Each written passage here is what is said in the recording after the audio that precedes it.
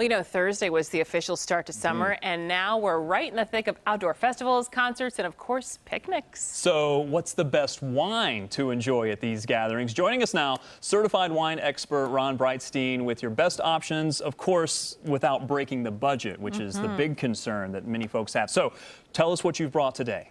Well, I brought an assortment of different styles of wines that are good to drink during the summer when it's warm outside, but they can be refreshing, not too heavy. Sometimes when there's high alcohol wines and it's hot outside, it can make you a little uncomfortable. So these will give you a lot of flavor without making you too uncomfortable. And you're starting with a rosé, I see. This rosé from Italy, right? Yes, this is Capasualdo Sparkling Rosé. Rosé is all the rage now, as a lot of people know. It's so popular now. Why is that? Because it's lighter, you were just mentioning lighter, more refreshing. Yeah, it's easy to drink. For years, rosé's been drank all over the world, and then in the States we haven't consumed it as much, and now it's becoming an all year round choice for people. And actually in France they drink more rosé than they do white wine now. Year round. So, yep. Not a bad plan.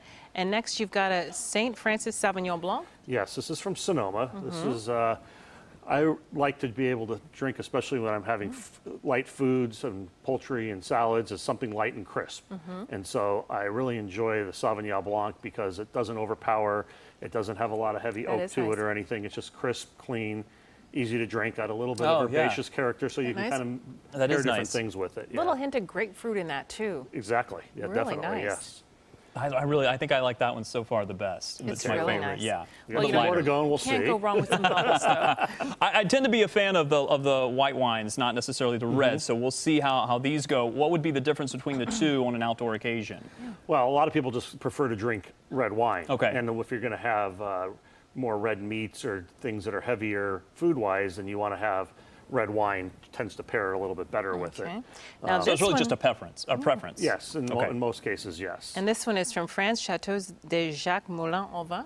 Yes. Now this is a Cru Beaujolais, so this is really one of the from one of the 10 best growing areas in Beaujolais and Burgundy in France, and so this wine's very nice. It's light. It's not too heavy. It's got a lot of fruit, but there's a good little intensity there in the back end of it if you like that kind of wine, and it'll age for up to 10 to 12 years very nicely. It's very delicious. Really good. So it's kind of surprising for a red wine, actually. It's a little bit lighter than I was expecting it to be.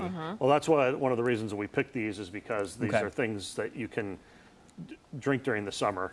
If I bring in heavy Cabernets and Zinfandels, it's just, they're hot. Yeah. They're and good. You shouldn't really get caught up on the price point, too, because this one is a little more costly, but does the cost usually go along with how good it tastes? I would say in most cases it does. I mean, a lot of times you get what you pay for, and so although there's a lot of great values out there, and don't discount that if you find a $12 bottle that you think is delicious, to certainly drink it. But a lot of times when you spend a little bit more, it delivers more for you if you enjoy good wine. So drink what you like is what you're telling us. Exactly. I love that. That's always been my motto. And the final one that you have here.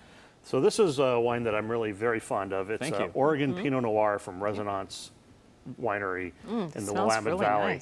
And Pinot Noir is a great wine to use with barbecue, because if you put lamb on the grill or steak on beef on the grill, it's just a wine that's got a lot of character, good fruit, a little bit of spice to it, smooth finish, and it's easy to drink. It's jammy. It has a hint of pepper. That's a good way to say it. Yeah, it's jammy. So good.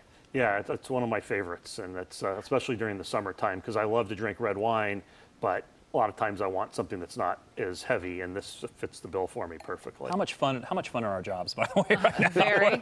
Cheers. Wine on a Sunday morning. As far as price points, we mentioned that a little bit earlier. I don't know if we have some information that I don't know if we've been bringing that up during the drinking here, but there you see the wines that we've been talking about, and the price points. They do go up in price as you go down the line here.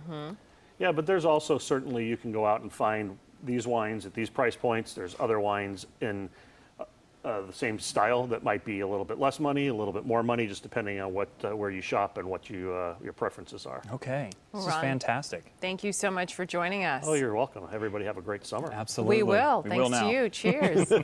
Well, for another look again at Ron's suggestions, you can log on to our website at cbschicago.com a little later on this morning.